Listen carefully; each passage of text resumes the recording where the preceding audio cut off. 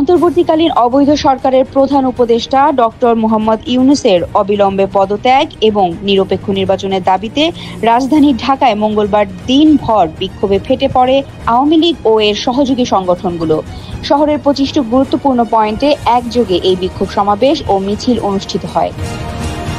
শাহবাগ, ফার্মগেট, মিরপুর, মতিঝিল, উত্তরা, ধানমন্ডি ও যাত্রাবাড়ি সহ শহরের বিভিন্ন পয়েন্টে হাজারো নেতাকর্মী অংশ নেয় এই মিছিলে। হাততালি দিয়ে তাদের স্বাগত জানায় রাস্তার পাশে দাঁড়িয়ে থাকা সাধারণ মানুষ।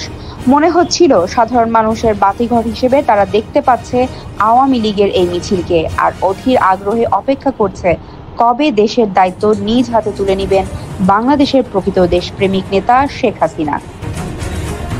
রাজনৈতিক বিশ্লেষকরা বলছেন, আওয়ামী লীগ এমন এক রাজনৈতিক শক্তির নাম যারা ক্ষমতার বাহিরে সব থেকে বেশি শক্তিশালী এবং ঐক্যবদ্ধ।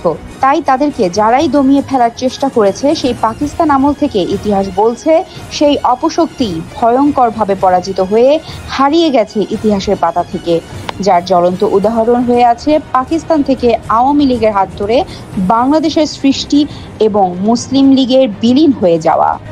Desk report, বিবাংলা.net।